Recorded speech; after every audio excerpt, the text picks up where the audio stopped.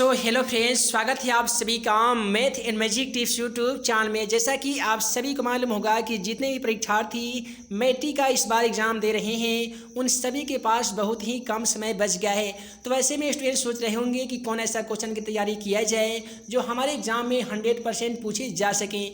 तो आज की इस वीडियो में हम आप सभी को बताने वाले हैं कि 10वीं मैथ का 100 ऐसे इंपॉर्टेंट ऑब्जेक्टिव क्वेश्चन जो कि आपके मैट्रिक बोर्ड एग्जाम के दृष्टिकोण से काफ़ी इंपॉर्टेंट है।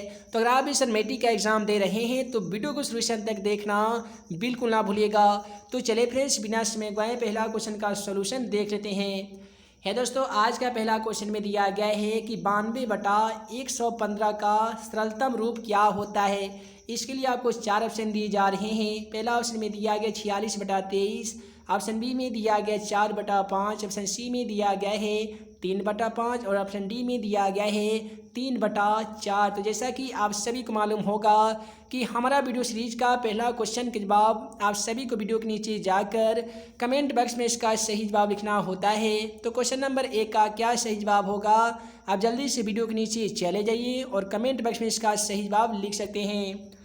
उसके बाद में अगला सवाल क्वेश्चन नंबर 2 को देख लीजिए। बोला गया है कि दो परिमेय संख्याओं के बीच कितनी परिमेय संख्या हो सकती है। मान लेते हैं कि 1/2 एक परिमेय संख्या है और 3/2 भी एक परिमेय संख्या है। तो ये दोनों परिमेय संख्याओं के बीच में अगर हमको परिमेय संख्या ज्ञात करने के लिए बोल दिया जाएगा ना, तो हम लोग अनंत परिमेय संख्या ज्ञात कर सकते हैं। इसलिए क्वेश्चन का सही जवाब ऑप्शन डी होगा, अनंत। उसके बाद में अगला सवाल क्वेश्चन 3 को देख लीजिए। यहाँ भी क्वेश्चन 3 में बोला गया है कि निम्नलिखित में से किसका दशमलव प्रसार शांत होता है। तो ऐसे क्वेश्चनों को सॉल्व करने के लिए आपको सबसे पहले ये जानना होगा कि शांत दशमलव प्रसार किसे कहते हैं और शांत दशमलव प्रसार होता क्या है। तो दोस्तों, वैसी संख्या जिसको गुणनखंड करने पे 2n गुने 5m आती होगी, वैसे सभी संख्याओं को हम लोग शांत दशमलव कहते हैं। तो यहाँ पे हमको शांत दशमलव ही लाना है। तो ऑप्शन ए को देखिएगा ना, तो 11 का गुणनखंड 88 का गुणनखंड कीजिएगा तो 11 8 88 होगा, जिसमें 11 संख्या आने के कारण इसका दशमलव प्रसार शांत नहीं होगा। यहाँ पे 210 का भी नहीं होगा, 110 का भी नहीं होगा। ऑप्शन सी में देख लीजिए, दिया गया 15/1600 और 1600 का भाग गुणनखंड कीजिएगा तो 2 के अलावा कोई अन्य संख्या नहीं आने वाला है। इसलिए क्वेश्चन का सही जवाब ऑप्शन सी होगा। उसके बाद में अगला सवाल क्वेश्चन 4 में दिया गया है कि बहुपद dy² + by + a के शून्यकों का गुणनफल क्या होगा।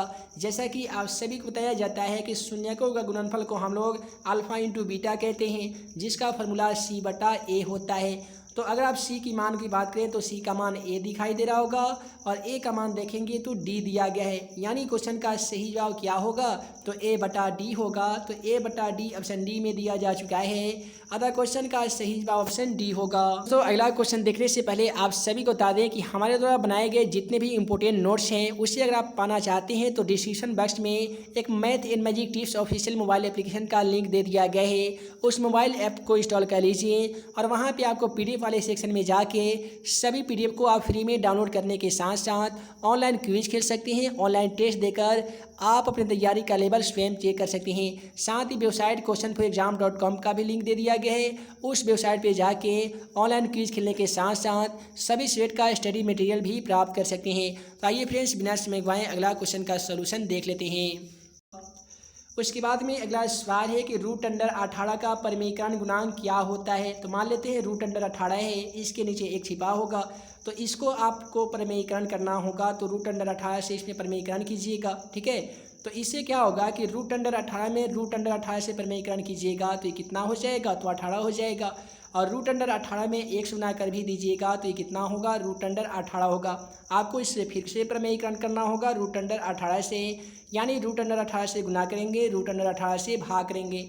अब इसे क्या होगा कि 18 में √18 से गुना कर भी देंगे तो √18 कितना आएगा, 18 आ जाएगा। और √18 में √18 से गुना कर देंगे तो 18 हो जाएगा। 18 से 18 यहाँ पे कट जाएगा तो √18 बचेगा। तो इससे हमें ये पता चला कि कोई भी संख्या हो जो रूट में दी गई हो उसका अगर हम परिमेयकरण गुणांक ज्ञात करेंगे ना, तो जितना भी क्वेश्चन दिया गया हो उतना ही क्वेश्चन का सही जवाब आ जाता है। यानी √18 का परिमेयकरण गुणांक कितना होगा, तो √18 ही हो जाएगा। उसके बाद में अगला सवाल बोला गया है कि सबसे छोटी अभाज्य संख्या कौन सी होती है। तो जैसा कि आप सभी को मालूम होगा कि वैसी संख्या जिसमें स्वयं तथा एक से भाग लगती हो वैसी सभी संख्याओं को हम लोग अभाज्य संख्या कहते हैं। तो यहाँ पे देखेंगे तो 3 भी अभाज्य संख्या है, 2 भी अभाज्य संख्या है, लेकिन सबसे छोटी अभाज्य संख्या क्या होगा तो 2 हो जाएगा। उसके बाद में अगला सवाल क्वेश्चन 7 को देख लीजिए। क्वेश्चन 7 आपके मैट्रिक एग्जाम के दृष्टिकोण से काफ़ी ही इंपॉर्टेंट है और काफ़ी सिंपल सवाल है। बोला गया है कि यदि a बराबर बी क्यू प्लस आर, जहाँ a और b धनात्मक पूर्णांक है तो यहाँ पे क्या होगा कि r बराबर यानी r बराबर नहीं r लेस देन b होगा, यानी क्वेश्चन का सही जवाब ऑप्शन सी होगा। उसके बाद में बोला गया है कि निम्नलिखित में से कौन सी परिमेय संख्या है, यानी वैसी संख्या जिसे हम लोग p बटा q के रूप में लिख सकते हैं और q का जो मान हो वो 0 के बराबर नहीं हो, वैसे सभी संख्याओं को हम लोग परिमेय संख्या कहेंगे। तो पहला ऑप्शन को देखिएगा तो दिया गया है 4 + √3। जैसा कि मालूम होगा 4 परिमेय संख्या है और √3 अपरिमेय संख्या है। तो परिमेय संख्या और अपरिमेय संख्या का योगफल अपरिमेय संख्या होता है। तो पहला ऑप्शन गलत हो जाएगा। ऑप्शन बी में देख लीजिए √7 का कोई भी वर्गमूल ना होने के कारण यह अपरिमेय संख्या है। ऑप्शन सी भी अपरिमेय संख्या है। ऑप्शन डी को देखिएगा तो √5 कट जाएगा और केवल बचेगा 6 के नीचे 1 छिपा रहता है, जिसे हम लोग p बटा q के रूप में लिख भी सकते हैं और q का मान भी 0 के मान के बराबर नहीं है, यानी क्वेश्चन का सही जवाब ऑप्शन डी होगा। उसके बाद में अगला सवाल में दिया गया है कि द्विघात बहुपद x² + 12x + 35 का शून्य क्या होगा। तो इसको आपको क्या करना पड़ेगा कि एक में 35 से गुना करके देख लीजिए तो 35 आएगा और यहाँ पे 12 को तोड़ के हमें 35 लाना है तो क्या करेंगे 5 से 35 लगा देंगे, ठीक है। और इस प्रकार से इसको गुणनखंड विधि द्वारा शून्य ज्ञात कर लीजिएगा। शून्य ज्ञात कीजिएगा ना तो दोनों जो शून्य का आएगा वो माइनस में आएगा। माइनस में आने का मतलब दोनों संख्या ऋणात्मक आने वाला है, यानी क्वेश्चन 9 का सही जवाब ऑप्शन बी होगा, दोनों ऋणात्मक। उसके बाद में अगला सवाल क्वेश्चन नंबर 10 से बोला गया है कि निम्नलिखित में से कौन अपरिमेय संख्या है। तो यहाँ पे अपरिमेय संख्या हमको खोजना होगा। तो √1 से लेकर इसका तो वर्गमूल 11 होता है, तो ये परिमेय संख्या है। ऑप्शन बी में दिया गया है √196, इसका भी वर्गमूल 16 होता है, तो ये भी अपरिमेय संख्या है, परिमेय संख्या है। तो हमको तो खोजना है अपरिमेय संख्या। ऑप्शन डी को देखेंगे तो 287 दिया गया है, जिसका वर्गमूल 17 होने के कारण ये परिमेय संख्या है। अब √27 को देख लीजिए, √27 का कोई भी वर्गमूल ना होने के कारण यही जो संख्या है ऑप्शन सी में ये अपरिमेय संख्या हो जाएगा। अगला सवाल क्वेश्चन 11 को देख लीजिए। बोला गया है बहुपद 5y² - 25 का शून्य क्या होगा। तो आप सभी स्टूडेंट ऐसे कर सकते हैं कि 5y² और माइनस जो 25 है बराबर इधर जाकर ये +25 हो जाएगा। इसे आप सभी ऐसे लिख सकते हैं कि y² 25 को सेम टू सेम लिख दीजिए और 5 यहाँ पे गुना में है तो ये भाग में आ जाएगा। तो y² बराबर 25/5 हो गया, जिसे आप सभी 5 या 25 5 मरतबे कटा सकते हैं। अब आपको क्या करना होगा कि y पर से स्क्वायर हटा दीजिए तो ये प्लस माइनस में रूट आ जाएगा 5 पे, यानी क्वेश्चन का सही जवाब +√5 होगा और -√5 होगा। तो +√5 और -√5 ऑप्शन सी में दिया जा चुका है, अतः क्वेश्चन का सही जवाब ऑप्शन सी हो जाएगा। उसके बाद में अगला सवाल क्वेश्चन 12 को देख लीजिए। क्वेश्चन 12 में बोला गया है कि एक द्विघाती बहुपद के शून्यकों का योग तथा गुणनफल क्रमशः 3 और -40 है, तो द्विघाती बहुपद क्या होगा। तो ऐसे क्वेश्चनों को सॉल्व करने के लिए आपको सबसे पहले द्विघाती सूत्र का फॉर्मूला याद रखना बेहद ज़रूरी है। तो द्विघाती सूत्र का जो फॉर्मूला होता है वो x² - alpha plus beta into x plus में होता है अल्फ़ा इंटू बीटा। तो क्या कीजिएगा x² minus alpha plus beta का मान कितना क्वेश्चन में तो 3 है, इसके साथ x लगा दीजिए और प्लस में होता है अल्फ़ा इंटू बीटा। तो प्लस की जगह पे आपको माइनस इसलिए होगा क्योंकि अल्फ़ा इंटू बीटा का मान -40 देने के कारण यहाँ पे -40 हो जाएगा। तो आपको ऑप्शन में खोजना होगा कि x² - 3x - 40 कहाँ पे दिया गया है। तो ऑप्शन ए में x² - 3x - 40 देने के कारण क्वेश्चन का सही जवाब ऑप्शन ए हो जाएगा। उसके बाद में अगला सवाल है कि युग्म समीकरण x + 2y = 4 2x + 4y = 8 का क्या हल होगा। तो इसको क्या करना होगा कि आपको a1/a2 निकालना होगा। तो a1 का मान देख लीजिए कुछ भी नहीं है तो हम लोग 1 मानेंगे, a2 का मान यहाँ पे 2 है तो हम लोग 2 लिखेंगे। उसके बाद में हम लोग याद करेंगे b1/b2। तब b1 का मान देख लीजिए 2 दिया गया है तो आप 2 लिखेंगे, b2 का मान देख लीजिए 4 दिया गया है तो आप 4 लिखेंगे। इसे कटा कर देख लीजिए तो 1/2 आ जाएगा। उसके बाद में निकलना होगा C1 बटा C2। तो C1 की मान की बात करें तो 4 दिया गया है, C2 की मान की बात करें तो 8 दिया गया है। इससे आप सभी 4 दूनी 8 1 बटा 2 मरतबे कटा सकते हैं। तो इसको ज्ञात करने से हमें ये पता चला कि A1 बटा A2 बराबर B1 बटा B2 बराबर में है C1 बटा C2। तो जब भी कोई भी समीकरण निकाय A1 बटा A2 बराबर B1 बटा B2 बराबर में हो C1 बटा C2, तो वैसे समीकरण का अनंत हल होता है, अनगिनत हल होता है। तो क्वेश्चन का सही जवाब ऑप्शन डी होगा, अनगिनत हल।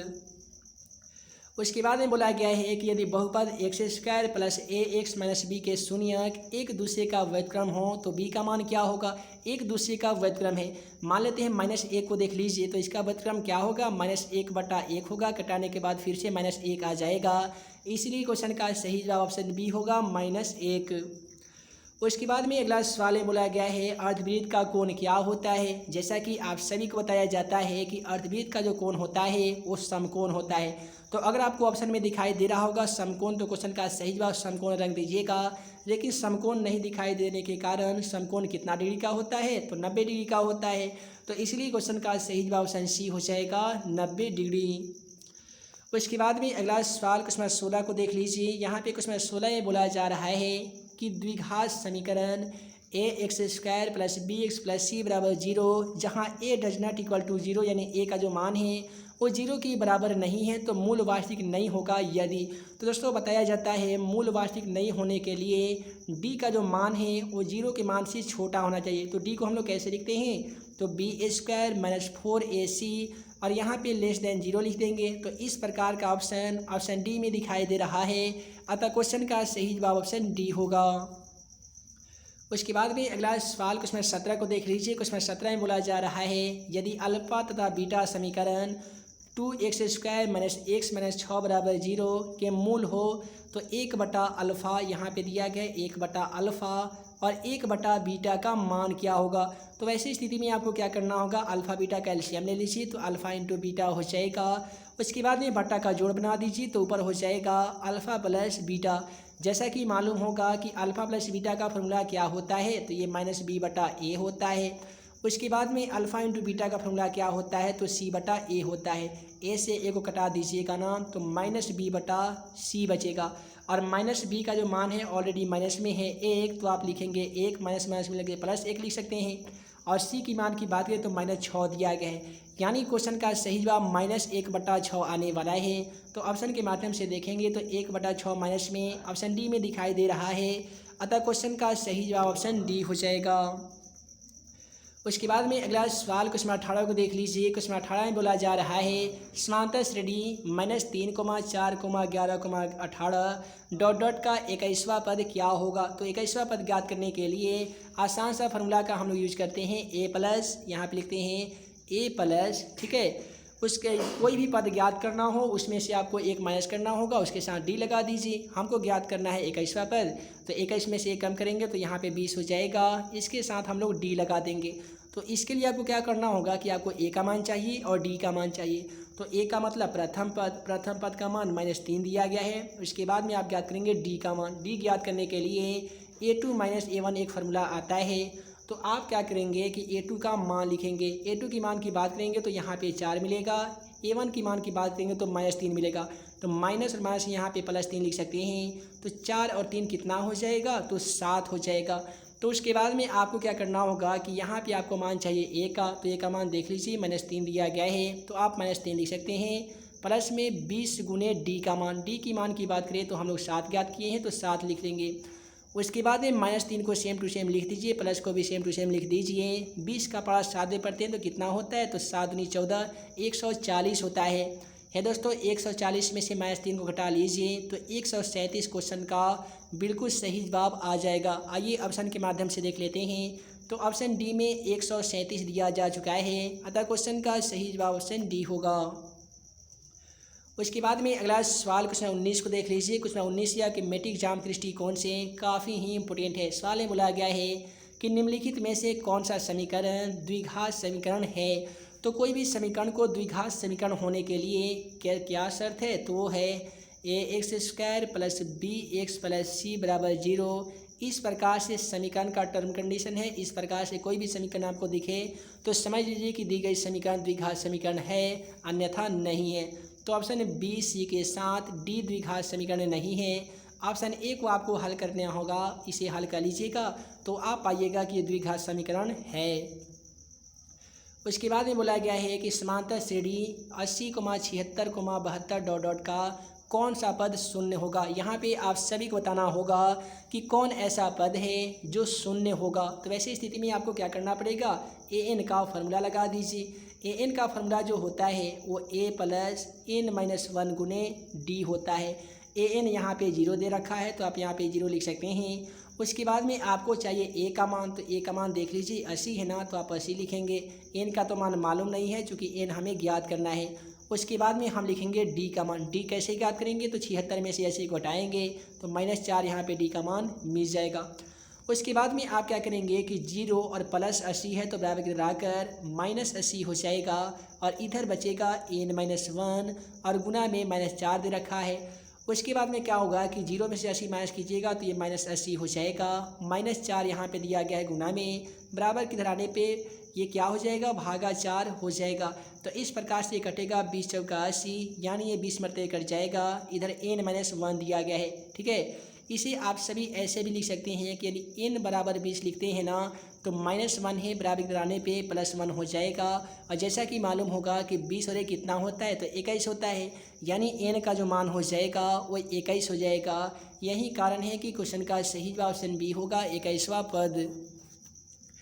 उसके बाद में बोला गया है कि यदि समांतर श्रेणी का सामान्य पद 6 - 4n है तो इसका सार्वंतर क्या होगा, यानी हमें d का मान ज्ञात करना होगा।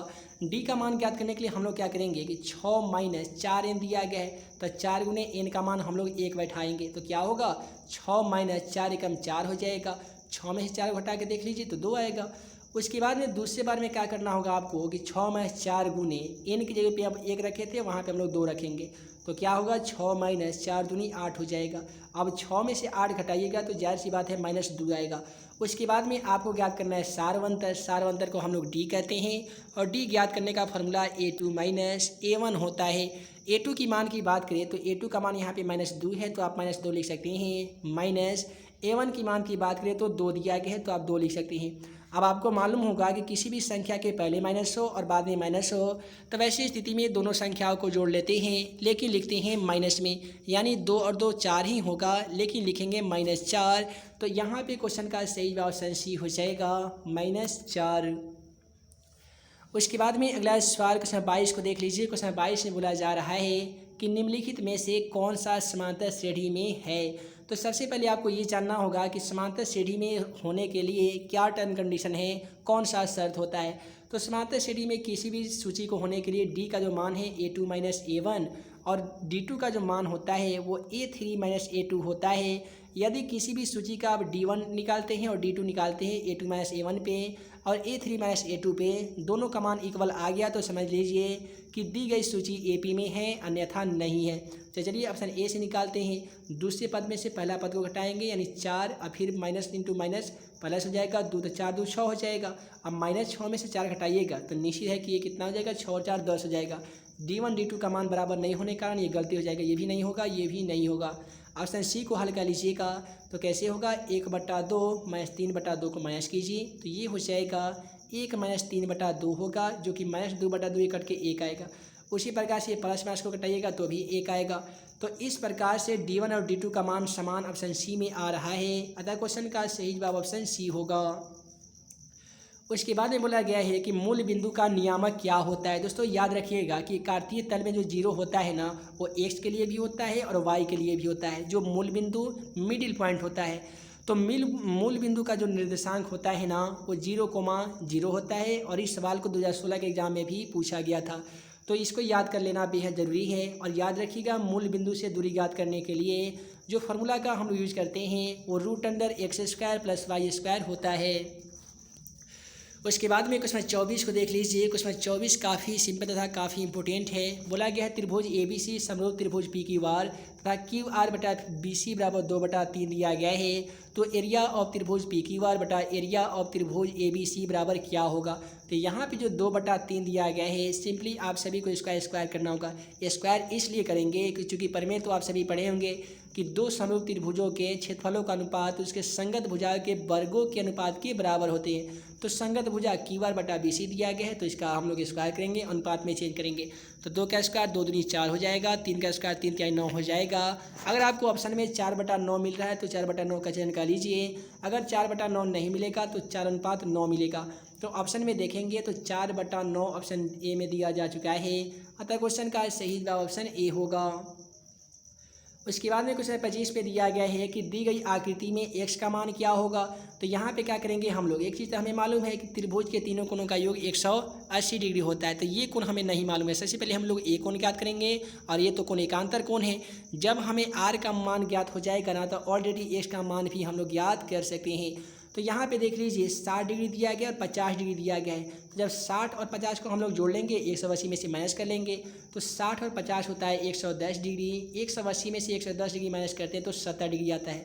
तो ये जो कोण हो जाएगा ये 70 डिग्री हो जाएगा। और यहाँ का जो कोण जितना डिग्री का होगा, x के पास बनने वाला कोण भी उतना ही डिग्री का होगा। तो जब ये 70 डिग्री है तो एकांतर कोण भी 70 डिग्री होगा, यानी क्वेश्चन का सही जवाब ऑप्शन सी हो जाएगा। उसके बाद में अगला सवाल क्वेश्चन 26 को देख लीजिए। क्वेश्चन 26 ही मैट्रिक के एग्जाम के दृष्टिकोण से काफ़ी ही महत्वपूर्ण है। सवाल में बोला गया है कि बिंदु आर में 0,6 दिया गया है तथा एस में दिया गया है 8,0 को मिलाने वाली रेखाखंड के मध्य बिंदु का निर्देशांक क्या होगा। जैसा कि बताया जाता है कि मध्य बिंदु से किसी बिंदु का निर्देशांक ज्ञात करने के लिए एक फार्मूला का हम लोग यूज करते हैं, x बराबर x1 प्लस x2 बटा 2 करते हैं। तो x1 की मान की बात करें तो 0 दिया गया है, प्लस x2 की मान की बात करें तो 8 दिया गया है। इसमें हम लोग 2 से भाग लगाएंगे, तो 0 में 8 को जुड़ने पे 8 ही होता है। 8 में 2 से भाग लगा देख लीजिए तो 4 हो जाएगा। तो पहला आंसर हमारा 4 मिल गया है। उसके बाद में हम लोग ज्ञात करेंगे y बराबर, फार्मूला आता है y1 प्लस y2 बटा 2 होता है। तो y1 की मान की बात करें तो 6 दिया गया है, तो आप 6 लिख सकते हैं। y2 का मान यहाँ पे 0 दिया गया है, तो आप 0 लिख सकते हैं बटा 2। अब 6 में 0 को ऐड कीजिएगा तो भी 6 होगा, इसमें 2 से भाग लगा के देख लीजिए तो 3 आएगा। तो पहला का जो आंसर आया था वो 4 आया था, दूसरा का आंसर 3 आ गया है, यानी कुल मिलाकर क्वेश्चन का सही जवाब 4,3 आने वाला है। तो 4,3 ऑप्शन डी में देने के कारण क्वेश्चन का सही जवाब हमारा ऑप्शन डी होगा 4,3। उसके बाद में अगला सवाल क्वेश्चन 27 को देख लीजिए। क्वेश्चन 27 भी काफ़ी सिंपल है। बोला गया है बिंदु 4,6 और 8,2 के बीच की दूरी ज्ञात करें।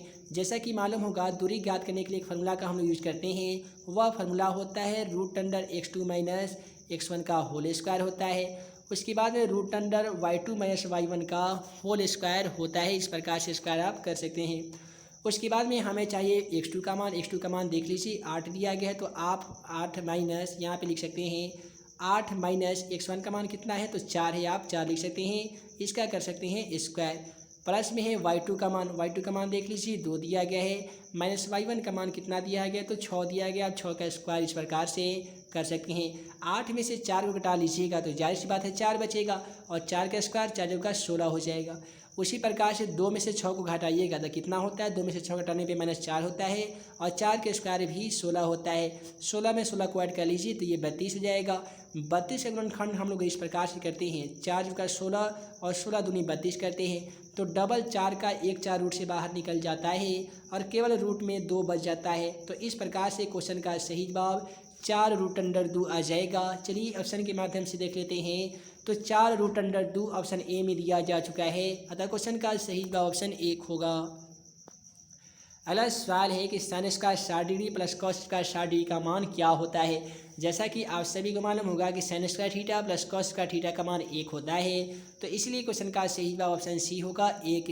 इस क्वेश्चन को आप सभी ऐसा भी सॉल्व कर सकते हैं, साइन 60 का मान रख लीजिए तो √3/2 होता है, इसको स्क्वायर करना होगा। कॉस 60 का मान रख लीजिए 1/2 होता है, इसका स्क्वायर करना होगा। अब √3 का स्क्वायर केवल 3 हो जाएगा, 2 का स्क्वायर 4, 1 का स्क्वायर 1 और 2 का स्क्वायर भी 4 हो जाएगा। 4 4 का एलसीएम 4 होगा, ऊपर 3 प्लस 1 मिलके 4 हो जाएगा, और 4/4 कटने के बावजूद भी क्वेश्चन का सही जवाब क्या आएगा तो 1 आ जाएगा।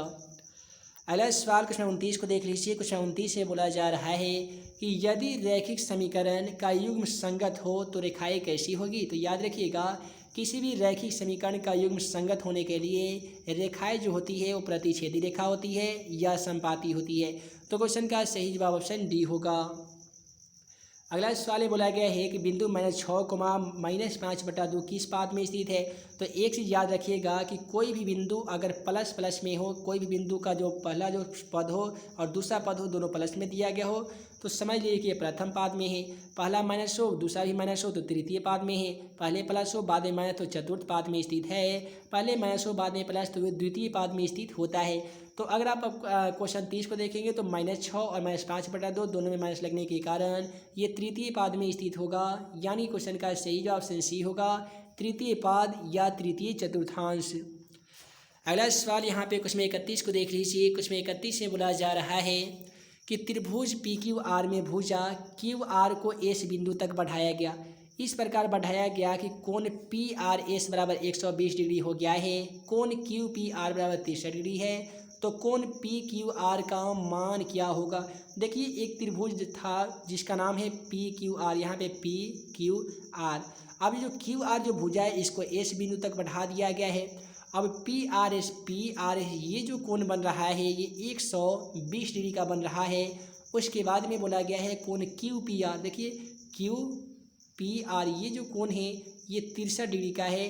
तो बोला गया है कोण PQR का मान क्या होगा। PQR ये कोण आप सभी को बताना होगा। काफ़ी सिंपल सवाल है। क्वेश्चन 31 आपको उसके लिए क्या करना होगा कि दोनों को ऐड कीजिए, 180 में से माइनस कीजिए। यानी क्या करना होगा कि 120 जो कोण है वो यहाँ पे भी 120 हो जाएगा, ठीक है। या ऐसा सोच लीजिए कि यहाँ पे जो मान ज्ञात करना है कि हम इसमें 63 में कितने डिग्री को ऐड करेंगे, 120 में कितने डिग्री को 63 में ऐड करेंगे कि इसका जो कुल मान होगा वो 180 डिग्री के बराबर हो जाएगा, ठीक है। तो हम क्या करेंगे 57 डिग्री में 63 डिग्री को ऐड करेंगे, इसमें से 180 में से माइनस करेंगे। तो इस प्रकार से क्वेश्चन का सही जवाब ऑप्शन बी हो जाएगा। 57 डिग्री और 63 डिग्री मिलकर कुल मान 120 डिग्री के बराबर हो जाता है। उसके बाद में क्वेश्चन 32 को देख लीजिए। क्वेश्चन 32 भी काफ़ी सिंपल है। सवाल में बोला जा रहा है यदि किसी त्रिभुज के कोण का समद्विभाजक विपरीत भुजा को समद्विभाजित करता है तो त्रिभुज क्या होगा, तो समकोण होगा। कोण कितना बनेगा, तो 90 डिग्री का बनेगा। अगला सवाल क्वेश्चन 33 भी इसी प्रकार से पूछा गया है कि त्रिभुज ABC में DE समांतर BC है तथा AD/DB बराबर 2/3 है। तो AE/AC का मान क्या होगा। तो आप थेस पर पढ़े होंगे तो आपको मालूम होगा त्रिभुज आपको ABC बना लेना है, इसका समांतर रेखा एक बना लेना है DE। इससे बोला गया है कि AD का मान 2 है, DB का मान 3 है। तो AE और AC का मान क्या होगा। तब पर में आपको याद होगा AD/DB बराबर में होता है AE/AC। जब बराबर में होता है ना तो इसका भी आंसर कितना होगा, तो 2/3 होगा। 2/3 ऑप्शन बी में देने के कारण क्वेश्चन का सही जवाब ऑप्शन बी होगा। अगला सवाल क्वेश्चन 34 में भी आपको कोण बराबर करने के लिए पूछा जा रहा है। तो यहाँ पे कोण जो बराबर होगा ऑप्शन सी होगा, कोण बी और कोण डी। जिन स्टूडेंट को समझ में नहीं आ रहा होगा जरा फिगर के माध्यम से समझ लीजिएगा। बोला गया त्रिभुज ABC, तो यहाँ पे हम लोग त्रिभुज ABC इस प्रकार से बना लेंगे ABC। फिर बोला गया है त्रिभुज DEF, तो ये कौन त्रिभुज बनाएंगे DEF। इसमें बोला जा रहा है कि AB देख लीजिए, AB ये भुजा और DE ये वाला भुजा। उसके बाद बोला गया BC यानी ये वाला भुजा, और इसे बोला गया FD यानी FD ये वाला भुजा। अब इस दोनों के कोण में क्या बन रहा है, तो यहाँ पे कोण बन रहा है कोण B और यहाँ पे बन रहा है कोण D, यानी कोण B और कोण D के बराबर होगा। तो कोण B कोण D के बराबर ऑप्शन सी में देने के कारण क्वेश्चन का सही जवाब ऑप्शन सी होगा। अगला सवाल क्वेश्चन 35 को देख लीजिए। क्वेश्चन 35 जो है वो काफ़ी सिंपल तथा काफ़ी ही मज़ेदार है। सवाल में बोला जा रहा है कि दी गई आकृति में PQO केंद्र वाले वृत्त पर स्पर्श रेखाएं हैं। यदि OQ बराबर 3 सेमी है, PQ बराबर 4 सेमी है तो OP का मान क्या होगा। तो क्या कीजिए, आपको OP ज्ञात करना है ना, तो क्या कीजिए OQ का स्क्वायर कीजिए प्लस में PQ का स्क्वायर कर दीजिए इस प्रकार से। अब OQ का जो मान हो जाएगा वो OQ का मान 3 सेमी दिया गया, 3 का स्क्वायर कीजिए, 3 × 9 होगा।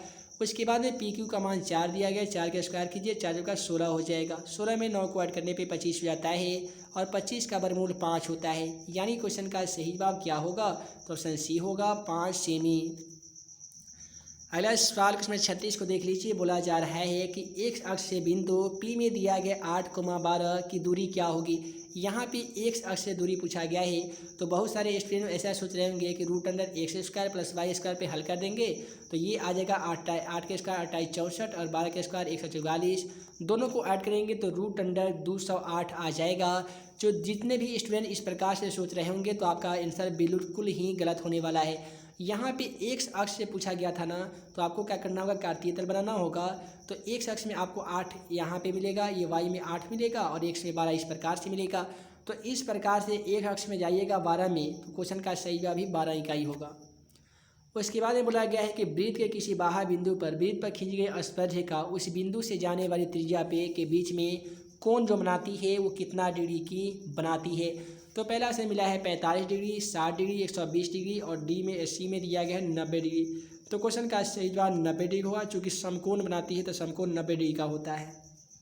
उसके बाद में बोला गया है कि दी गई आकृति में TP और T की दो स्पर्शरेखा O केंद्र वाले वृत्त पर इस प्रकार है कि कोण PTQ बराबर 50 डिग्री है, तो कोण POQ का मान क्या हो जाएगा। तो इस क्वेश्चन का बिल्कुल सही जवाब क्या होगा, ऑप्शन ए होगा। देखिए कैसे होगा, तो यहाँ पे एक कोण जो है वो 50 डिग्री दिया गया है। अब आपको ध्यान में ये रखना होगा कि 50 डिग्री में हम कितने डिग्री को और ऐड कर देंगे कि उसका जो मान हो जाएगा 180 डिग्री के बराबर हो जाएगा। तो ऐसा कीजिए, 50 में 180 में से 50 माइनस कीजिए तो कितना आएगा, 130 आएगा। तो 130 आएगा ना, यही क्वेश्चन का बिल्कुल सही जवाब आ जाएगा, यानी ऑप्शन ए बिल्कुल सही जवाब हो जाएगा। उसके बाद में 39 में दिया गया है कि दिए गए त्रिभुज समकोण त्रिभुज PQR में कोण PT के बराबर थीटा, PR बराबर 3 सेमी और PR बराबर 6 सेमी है, तो थीटा का मान क्या होगा। यहाँ पे इस प्रकार से एक समकोण त्रिभुज दिया गया है, ठीक है। इस समकोण त्रिभुज में 3 दिया गया और 6 दिया गया है। तो आपको क्या करना होगा कि ये QR का मान ज्ञात करना है, ठीक है। तो QR का मान ज्ञात करना तो काफ़ी सिंपल है। कैसे ज्ञात कीजिएगा, तो वैसे ज्ञात हम लोग करेंगे कि यहाँ पे देखिए 3/6 दिया गया है, तो इसका जो सही जवाब हालांकि आता है वो ऑप्शन सी आता है, 45 डिग्री आता है। आइए बता देते हैं कैसे आता है दोस्तों। उसके बाद उसके लिए आपको क्या करना होगा कि यहाँ पे देखिए 3 ये P और बटा H दिया गया, P/H ना दिया गया है, तो आप लिख सकते हैं कि साइन थीटा बराबर P/H लिख सकते हैं। तो साइन थीटा को थीटा ही रहने दीजिए। P का मान यहाँ पे 3 दिया गया है, H का मान 6 दिया गया है, इसे आप 1/2 मरतबे घटा सकते हैं। उसके बाद में आपको ये ध्यान लगाना होगा कि थीटा यानी साइन में कितने डिग्री का मान 1/2 के बराबर होती है। जैसा कि आप सभी को मालूम होगा कि साइन में 30 डिग्री का मान 1/2 के बराबर होते हैं। तो इस प्रकार से दिए गए क्वेश्चन का सही जवाब ऑप्शन ए हो जाएगा, 30 डिग्री। उसके बाद में बोला गया क्वेश्चन 40 में यदि tan A बराबर 3/4 हो तो cos A का मान क्या होगा। तो cos A का ज्ञात करने के लिए फार्मूला B/H होता है। इसके लिए आपको B का मान चाहिए और H का मान चाहिए। tan बराबर जो फार्मूला होता है वो P/B होता है, तो P का मान ऑलरेडी 3 दिया गया है। H का मान नहीं होने के कारण सबसे पहले हम लोग H ज्ञात करेंगे। H ज्ञात करने के लिए फार्मूला होता है √P² + B²। तो P का मान 3 दिया गया है, तो 3 का स्क्वायर कीजिए, 3 × 9। B का मान 4 दिया गया है, तो 4 का स्क्वायर कीजिए, 4 × 4 = 16। उसके बाद में आप क्या करेंगे कि 4 का स्क्वायर 16 और 3 का स्क्वायर 9 दोनों को ऐड कर लेंगे, तो 16 और 9 25 होता है। 25 का वर्गमूल कितना होता है, तो 5 होता है। तो आप H का मान यहाँ पे आसानी तरीके से 5 रख सकते हैं, ठीक है। उसके बाद में क्या करना होगा कि यहाँ पे 5 रख सकते हैं। तो इस प्रकार से क्वेश्चन का सही जवाब 3/5 आने के कारण चलिए ऑप्शन का चयन करते हैं। ऑप्शन ए में बिल्कुल क्वेश्चन का सही जवाब दे दिया गया है। उसके बाद में अगला सवाल क्वेश्चन 41 से बोला गया है कि cot 44 डिग्री बटा tan 46 डिग्री बराबर क्या होता है। तो वैसे स्थिति में आप सभी को क्या करना होगा कि cot को तोड़ दीजिए। cot को कैसे तोड़िएगा, तो आप सभी लिख सकते हैं कि cot × 90 माइनस, तो 90 में से अगर आप 44 को घटा देते हैं तो जाहिर सी बात है ये 46 आ जाएगा। और बटा में दिया गया tan 46, उसे सेम टू सेम उतार दीजिए। tan 46 को tan 46 भी आप लिख सकते हैं। उसके बाद में यहाँ पे दिया गया है कि cot × 90 माइनस थीटा बराबर फार्मूला क्या होता है, तो tan थीटा होता है। और थीटा की मान की बात करें तो 46 डिग्री दिया गया है, और नीचे वाले tan 46 को आप सभी को same to same tan 46 degree लिख देना होगा।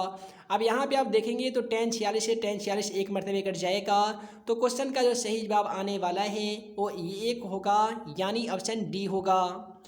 उसके बाद में अगला सवाल क्वेश्चन 42 को देख लीजिए। क्वेश्चन 42 से बोला जा रहा है निम्नलिखित में किसका मान सबसे अधिक होगा। इसके लिए आपको 4 ऑप्शन दिए जा रहे हैं। इस चारों ऑप्शन में आप सभी को बताना होगा कि किसका मान जो है वो 1 से अधिक होगा। पहला ऑप्शन में दिया गया tan 45 डिग्री, तो tan 45 डिग्री का मान 1 होता है। उसके बाद में ऑप्शन बी में दिया गया sin 45 डिग्री, तो sin 45 में और cos में 45 का मान जो होता है वो 1/√2 होता है। ऑप्शन सी में दिया गया है sin 30 डिग्री, sin 30 का मान कितना होता है तो 1/2 होता है और cos 90 का मान 0 होता है। tan 45 का मान 1 था। अगर आप चारों ऑप्शनों को देखेंगे तो आप पाएंगे कि tan 45 डिग्री का मान 1 है, जो अन्य सभी चारों मानों में सबसे अधिक है। अतः क्वेश्चन का सही जवाब tan 45 डिग्री हो जाएगा। अगला सवाल बोला गया है यदि एक वृत्त की परिधि 28 सेमी है तो इसकी त्रिज्या क्या होगी। आसान भाषा में बना लीजिएगा कि वृत्त की परिधि बराबर क्या होता है। तो दोस्तों परिधि का एक फार्मूला जो आता है आप सभी को मालूम होगा। यहाँ पे आप सभी लिखेंगे कि वृत्त की परिधि बराबर होता है 2πr होता है। तो परिधि इस क्वेश्चन में जब 88 सेमी दिया गया है तो आप 88 लिख सकते हैं और बराबर में लिख सकते हैं 2 और पाई का मान बैठा भी सकते हैं या छोड़ भी सकते हैं, 2π और r लिख सकते हैं। अब यहाँ पे ध्यान दीजिएगा 88 को अगर आप यहाँ पे सेम टू सेम लिखेंगे तो 2π यहाँ पे गुना में है वो भाग में आएगा, तो भाग में यहाँ पे आ जाएगा 2 और गुने पाई का मान हम लोग 22/7 बैठाएंगे। तो जो बटा 7 होगा ऊपर जाकर ये गुना 7 हो जाएगा और बराबर में बचेगा r। इसे आप सभी ऐसे कटा सकते हैं कि 22 चौका 88 होता है, 2 दूनी 4 होता है और 2 में 7 से गुना लगा करके देख लीजिएगा तो 7 दूनी 14 आ जाएगा, जो कि r का मान हो जाएगा। आइए ऑप्शन के माध्यम से देख लेते हैं। ऑप्शन बी में 14 सेमी दिया जा चुका है, अतः क्वेश्चन का सही जवाब ऑप्शन बी होगा। उसके बाद में आइए अगला सवाल क्वेश्चन 44 को देख लेते हैं। क्वेश्चन 44 में बोला जा रहा है यदि त्रिभुज PQR में R पर समकोण है तो sin P + Q का मान क्या होगा। तो यहाँ पे अगर कोण समकोण है तो बोला गया sin P + Q का मान क्या होगा। यानी आपको करना होगा sin P का मान 30 डिग्री रखिएगा और Q का मान रखिएगा 60 डिग्री। कितना हो जाएगा, sin हो जाएगा 90 डिग्री। तो sin में 90 डिग्री का जो मान होता है वो 1 होता है, अतः क्वेश्चन का सही जवाब ऑप्शन बी होगा। उसके बाद में बोला गया है कि यदि α/4 बराबर 15 डिग्री तो √अंडर cosec अल्फ़ा बराबर क्या होगा। तो वैसे स्थिति में आप सभी को क्रॉस मल्टीप्लिकेशन करना होगा। अल्फ़ा में 1 से गुना करके देख लीजिए तो ये अल्फ़ा हो जाएगा, ठीक है। अल्फ़ा में 1 से गुना कीजिएगा तो अल्फ़ा हो जाएगा, 15 में 4 से गुना कीजिएगा तो 15 चौका 60 हो जाएगा, यानी अल्फ़ा का मान 60 डिग्री हो गया है। उसके बाद में बोला गया है कि √3 cosec अल्फ़ा का मान क्या होगा, यानी √3 गुने cosec अल्फ़ा की जगह पे आपको रखना होगा cosec 60 डिग्री। अब cosec में जो 60 डिग्री का मान होता है वो 2/√3 होता है। अब √3 से √3 कटा दीजिएगा तो क्वेश्चन का सही जवाब कितना आने वाला, तो 2 आने वाला। यानी कुल मिलाकर क्वेश्चन का जो सही जवाब आ जाएगा ना वो 2 होगा, यानी ऑप्शन बी बिल्कुल सही जवाब हो जाएगा। उसके बाद में बोला गया है यदि R1 तथा R2 त्रिज्या वाले दो वृत्तों के क्षेत्रफलों का योग R त्रिज्या वाले वृत्त के क्षेत्रफलों के योग के बराबर होंगे तो इसमें से दिए गए चारों ऑप्शनों में से कौन सा सही जवाब हो जाएगा। देखिए R1 और R2 वृत्त के त्रिज्या वाले वृत्त के क्षेत्रफलों का योग जब R1 का स्क्वायर कीजिएगा, ठीक है, प्लस R2 का स्क्वायर कर दीजिएगा। अब इसका जो योग हो जाएगा वो R त्रिज्या वाले वृत्त के क्षेत्रफल के बराबर हो जाएगा। तो R त्रिज्या वाले वृत्त का क्षेत्रफल क्या होते हैं, तो πr² होते हैं, यानी R²। तो R1² + R2² बराबर R² हो जाएगा। तो उस प्रकार से ऑप्शन सी में दिखाई दे रहा है, अतः क्वेश्चन का सही जवाब ऑप्शन सी होगा। अगला सवाल क्वेश्चन 47 में है कि sin × 90 डिग्री - a बराबर क्या होता है। केवल आपसे फार्मूला पूछा गया है, याद रखिएगा sin × 90 - थीटा बराबर cos थीटा होते हैं और cos × 90 - थीटा बराबर sin थीटा होते हैं। तो फिलहाल पूछा गया था sin × 90 डिग्री - a बराबर क्या होंगे, तो cos a हो जाएंगे। अगला सवाल क्वेश्चन 48 को देख लीजिए। यहाँ पे 48 में बोला जा रहा है कि 15 मीटर लंबी सीढ़ी एक ऊर्ध्वाधर मीनार के शीर्ष तक पहुँचती है। यदि सीढ़ी दीवार के साथ 60 डिग्री का कोण बनाती है तो दीवार की ऊंचाई क्या होगी। तो मान लेते हैं कि यहाँ पे ए बी को हम लोग मानेंगे कि ये दीवार है, ठीक है। इस पे जो एक सीढ़ी है ये 15 मीटर लंबी सीढ़ी है। इसी के साथ जो है वो दीवार के शीर्ष के साथ 60 डिग्री का कोण बना रही है। तो आप सभी को क्वेश्चन बोला गया है कि इस दीवार की ऊंचाई ज्ञात करना है। तो ध्यान दीजिएगा, हमें ज्ञात करना है पी और एच का मान ऑलरेडी हमें प्राप्त है। तो पी बटा एच किस में होता है, तो आप बोलेंगे कि सर साइन में होता है। तो इस साइन में कितना डिग्री से बनाएंगे, तो 60 डिग्री से बनाने वाले हैं। तो हम लोग लिख सकते हैं कि साइन 60 डिग्री बराबर फार्मूला आता है पी बटा एच। तो साइन में जो 60 डिग्री का मान होता है वो √3/2 होता है। पी का तो मान नहीं दिया गया है तो हम लोग नहीं लिखेंगे। एच का मान दिया गया है 15, तो हम लोग 15 लिखने वाले हैं। उसके बाद में क्रॉस मल्टीप्लिकेशन इस प्रकार से कर सकते हैं। उसके बाद में मान लेते हैं पी में 2 से गुना कीजिएगा तो 2p होगा, और 15 में √3 से गुना कीजिएगा तो कितना होगा, तो 15 √3 हो जाएगा। अब यहाँ पे जो 2p होगा p और 2 में गुना होगा। अगर 2 गुना में जो रहेगा अगर उसे बराबर की उधर भेजिएगा तो जाहिर सी बात है ये भाग में आ जाएगा। इसे आप सभी कटा सकते हैं 7.5 मरतबे। तो 7.5 में √3 से गुना करके देख लीजिए, क्वेश्चन का सही जवाब 7.5 √3 मीटर आ जाएगा। अगर आप ऑप्शन में देखेंगे तो 7.5 √3 मीटर कहीं पे नहीं दिया गया है। तो इसलिए क्वेश्चन में जितने भी 4 ऑप्शन दिए गए हैं चारों ऑप्शन गलत हैं। क्वेश्चन का सही जवाब 7.5 √3 मीटर होने वाला है। अगला सवाल देख लीजिए, बोला गया है cot 1 degree into cot 89 degree का मान क्या होगा। तो वैसी स्थिति में आपको क्या करना होगा कि cot को आपको तोड़ लेना होगा। cot को कैसे तोड़िएगा, तो आप सभी लिख सकते हैं कि cot इंटू, आइए लिख लेते हैं, cot इंटू 90 में से 1 डिग्री घटाइएगा तो जाहिर सी बात है ये 89 डिग्री होगा। उसके बाद में इंटू cot 89 डिग्री को सेम टू सेम लिख दीजिए। अब cot इंटू 90 माइनस 89 डिग्री बराबर क्या होता है, तो tan 89 होता है। अब यहाँ पे जो cot 89 था उसे सेम टू सेम लिख दीजिए। cot 89 को cot 89 आसानी तरीके से लिख सकते हैं। अब आपको मालूम होगा कि tan थीटा गुने cot थीटा का फॉर्मूला क्या होता है, तो 1 होता है। तो उसी प्रकार से tan 89 इंटू cot 89 का मान भी 1 होगा। तो यहाँ पे चारों ऑप्शनों में ऑप्शन ए में 1 दिया जा चुका है, अतः क्वेश्चन का सही जवाब ऑप्शन ए होगा। उसके बाद में अगला सवाल क्वेश्चन 50 में दिखाई दे रहा होगा कि r त्रिज्या वाले गोला के संपूर्ण पृष्ठ का क्षेत्रफल क्या होता है। तो दोस्तों याद रखिएगा कि r त्रिज्या वाले गोला का संपूर्ण पृष्ठ का क्षेत्रफल 4πr² होता है, यानी क्वेश्चन का सही जवाब ऑप्शन डी हो जाएगा 4πr²। उसके बाद में अगला सवाल क्वेश्चन 51 को देख लीजिए। यहाँ पे 51 में बोला जा रहा है कि यदि 6, 8, 9 x तथा 13 का मान 10 हो तो x का मान ज्ञात कीजिए। आइए x का मान हम लोग ज्ञात कर लेते हैं। x का मान ज्ञात करने के लिए माद का फॉर्मूला हम सभी को लिखना होगा। जैसा कि आप सभी को हम बता ही हुए हैं कि माद का फॉर्मूला सिग्मा x बटा n होता है। तो माद कितना है, 10 है, तो आप यहाँ पे 10 लिख सकते हैं। सिग्मा x में क्या करना होगा कि जितने भी संख्या दी गई है सभी को आपको जोड़ना होगा। तो संख्याएँ 6 + 8 + 9 है, उसके बाद में x है, उसके बाद में 13 है। ये कुल संख्या कितनी है, तो कुल संख्या 5 है। तो हम लोग 5 में इससे भाग लगा देने वाले हैं। उसके बाद में क्या करेंगे कि जितना भी यहाँ पे संख्या आप सभी स्टूडेंट देख पा रहे हैं सभी संख्याओं को हम लोगों को जोड़ देना होगा। आइए जोड़ के देख लेते हैं। तो ये 8 × 6 = 14 होता है। 14 में 13 को जोड़ देते हैं तो 26 × 1 = 27 रहता है। फिर 27 और ये 36 जाएगा, यानी हो जाएगा 36 + 1 हो जाएगा। उसके बाद में 10 में 5 से गुना करके देख लीजिए तो 10 × 25 = 50 हो जाएगा। अगर आप x बराबर लिखते हैं 50 तो यहाँ पे जो +36 है बराबर के लाने पे -36 हो जाएगा। उसके बाद में क्या करना होगा कि 50 में से 36 को घटा लीजिएगा तो जाहिर सी बात है कितना आएगा, 14 आएगा। आइए ऑप्शन के माध्यम से देख लेते हैं। तो ऑप्शन डी में 14 दिया जा चुका है, अतः क्वेश्चन का सही जवाब ऑप्शन डी होगा। अगला सवाल क्वेश्चन 52 में बोला गया है कि यदि शंकु की ऊंचाई और त्रिज्या दोगुनी हो जाती है तो शंकु का आयतन कितना गुना हो जाएगा। तो आइए क्या करते हैं कि हम लोग शंकु का ऊंचाई को भी 2 गुना करेंगे और त्रिज्या को भी 2 गुना करेंगे। तो शंकु का जो आयतन होता है वो 1/3 πr² होता है। तो हम लोग करेंगे 1/3 पाई को सेम टू सेम, r का मान हम लोग 2r रखेंगे चूँकि इसका हम 2 गुना कर रहे हैं। फिर गुने h का मान भी हम लोग रखेंगे 2h। तो क्या होगा कि 1/3 पाई को सेम टू सेम लिखेंगे, 2 का स्क्वायर 2 दूनी 4r² गुने 2h होगा।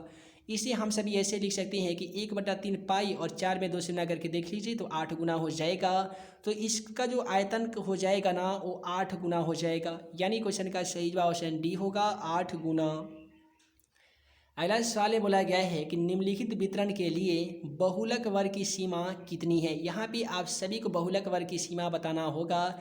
तो देख लीजिए, जैसा कि आप सभी को बताया जाता है कि अधिकतम बराबरता का जो मान होता है वहीं आंकड़ों का बहुलक होता है। तो यहाँ पे बराबरता, इसमें अधिकतम बराबरता कितना है तो 22 दिया गया है। तो 22 का जस्ट ऊपर वाला वर्ग अंतराल देख लीजिए, बहुलक वर्ग बोला गया है। तो बहुलक वर्ग में दिया गया है 15 से 20। तो 15-20 में छोटी वाली संख्या क्वेश्चन का सही जवाब होता है। तो छोटी वाली संख्या 15 होने के कारण क्वेश्चन का सही जवाब ऑप्शन ए होगा। अगला सवाल क्वेश्चन 54 में कि निम्नलिखित में कौन सा आलेख द्वारा निर्धारित नहीं किया जाता है। कौन ऐसा ऑप्शन है जिसे हम लोग आलेख के द्वारा निर्धारित नहीं कर सकते हैं। तो वैसा ऑप्शन ए में दिया गया है, माध्य को आलेख द्वारा निर्धारित नहीं किया जा सकता है। अगला सवाल है कि दो घनों के आयतनों का अनुपात 1:27 है, तो उनके कोरों का अनुपात क्या हो जाएगा। क्वेश्चन 55 का सही जवाब ऑप्शन सी हो जाएगा। 3 कैसे होगा, तो क्या कीजिए, एक में क्यू रूट अंडर लगा दीजिए, एक में आप सभी को क्यू रूट अंडर ए करना होगा, 27 को आपको क्यू रूट अंडर 27 करना होगा। तो 1 का घनमूल 1 होता है और 27 का होता है 3 तिहाई 9, 9 3 27, यानी 1:3 हो जाएगा, यानी ऑप्शन सी बिल्कुल सही जवाब होगा। उसके बाद में अगला सवाल में बोला गया है यदि tan थीटा बराबर 1 हो तो थीटा का मान क्या होगा। यानी tan में कितने डी का जो मान है वो 1 होता है। आप सभी से पूछा गया है कि tan में थीटा का जो मान है वो हम कितने डिग्री रखेंगे कि tan में एक जो होगा। में अगला सवाल क्वेश्चन 56 में बोला गया है कि यदि tan थीटा बराबर 1 हो तो थीटा का मान क्या होगा। सवाल में आपसे बोला गया है कि थीटा का मान हम लोग कितना डिग्री रखेंगे कि tan में जो मान हो जाएगा वो 1 के बराबर हो जाएगा। तो जैसा कि आप सभी अगर मान सारणी याद किए होंगे तो मालूम होगा कि tan में 45 डिग्री और cot में भी 45 डिग्री का मान 1 होता है। यानी क्वेश्चन 56 का सही जवाब कितना होगा तो 45 डिग्री होगा, यानी ऑप्शन बी होगा। उसके बाद में बोला गया है कि एक्स भुजा वाली समबाहु त्रिभुज का क्षेत्रफल क्या होता है। तो समबाहु त्रिभुज का जो क्षेत्रफल होता है वो होता है √3/4 गुने भुजा का स्क्वायर होता है। तो आप क्या करेंगे कि √3/4 को सेम टू सेम लिखेंगे और भुजा का मान तो यहाँ पे x दिया गया है तो x का स्क्वायर कर दीजिए। तो क्वेश्चन का सही जवाब √3/4 भुजा का स्क्वायर की जगह पे x स्क्वायर हो जाएगा, यानी क्वेश्चन 57 का सही जवाब ऑप्शन बी हो जाएगा। उसके बाद में अगला सवाल क्वेश्चन 58 में दिया गया है कि 52 ताश के पत्तों की गड्डी को अच्छी प्रकार से फेंट कर उसमें से यदृच्छा एक पत्ता निकाला जाता है, तो इसके रानी आने की प्रायिकता क्या होगी। क्वेश्चन 58 भी काफ़ी सिंपल है। एक चीज़ याद रखिएगा कि पूरे ताश के 52 पत्तों में रानी की जो संख्या होती है वो 4 होती है, तो अनुकूल संख्या हमारा 4 हो गया है। अब कुल ताश के जो पत्ते होते हैं कुल संख्या होती है वो 52 होती है, तो 52 से हम लोग भाग लगा देंगे, क्योंकि प्रायिकता का फॉर्मूला हमें कहता है अनुकूल परिणामों की संख्या बटा कुल परिणामों की संख्या। तो रानी आने के अनुकूल परिणामों की संख्या 4 हो गया और ताश के कुल पत्तों की संख्या 52 हो गया। तो इसे हम सभी आसानी तरीके से घटा सकते हैं, 4 एकम 4 और 13 जब का 52 घटा सकते हैं। यानी क्वेश्चन का जो सही जवाब आने वाला है वो 1/13 होगा, यानी ऑप्शन डी होगा।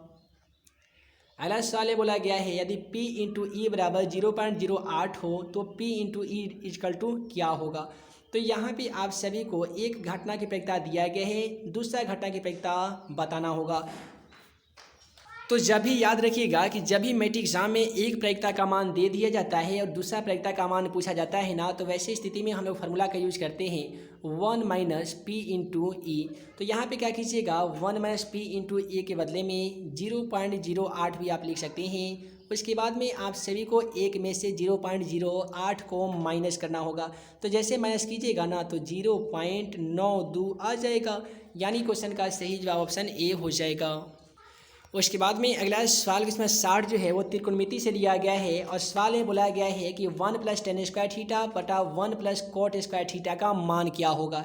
तो ऐसा कीजिए 1 + tan स्क्वायर थीटा का एक फार्मूला आता है वो होता है sec स्क्वायर थीटा, और 1 + cot स्क्वायर थीटा का भी एक फार्मूला आता है वो होता है cosec स्क्वायर थीटा। तो आप ऐसे कर सकते हैं कि cosec स्क्वायर थीटा के बदले में लिख सकते हैं 1/cos स्क्वायर थीटा, और cosec स्क्वायर थीटा के बदले में लिख सकते हैं 1/sin स्क्वायर थीटा। अब इससे क्या होगा कि 1/cos स्क्वायर थीटा को आप सेम टू सेम लिख सकते हैं 1/cos स्क्वायर थीटा, ये भागा में दिया गया है, इसे आप सभी गुना में चेंज कर सकते हैं। तो साइन स्क्वायर थीटा जो नीचा दिया गया है वो ऊपर चला जाएगा साइन स्क्वायर थीटा, और ऊपर जो 1 दिया गया है वो नीचे 1 आ जाएगा। तो इससे क्या होगा कि 1 से 1 कटा सकते हैं, हमें प्राप्त होगा साइन स्क्वायर थीटा बटा कॉस स्क्वायर थीटा। तो यहाँ पे हम सभी लिख सकते हैं कि साइन स्क्वायर थीटा बटा कॉस स्क्वायर थीटा। जैसा कि आप सभी को मालूम होगा कि साइन थीटा बटा कॉस थीटा बराबर क्या होता है, तो टेन थीटा होता है। तो क्वेश्चन का सही जवाब टेन स्क्वायर थीटा होगा, यानी ऑप्शन ए क्वेश्चन का सही जवाब होगा। अगला सवाल बोला गया है 61 में कि 0.5 पे रेखरीन दिया गया है, इतना बराबर क्या होगा, यानी दी गई संख्याओं को आप सभी को p बटा क्यू के रूप में बदलना होगा। तो इस क्वेश्चन का सही जवाब ऑप्शन ए होगा। ठीक है, ऑप्शन ए क्यों होगा आइए आसान भाषा में बता देते हैं। यहाँ पे एक आसान सा ट्रिक याद रखिएगा कि जब भी 0.3 दे दे 0.5 दे दे और उस संख्या पे रेखरीन दिया गया हो ना, तो क्या कीजिए उस संख्या को लिख लीजिए, और दशमलव के बाद जितने भी संख्या दी गई हो उसके बदले में आप 1 9 लगा सकते हैं। अगर 2 संख्या रहता तो 2 9 लगाते। फिलहाल यहाँ पे 1 संख्या होने के कारण क्वेश्चन का सही जवाब 5/9 हो जाएगा।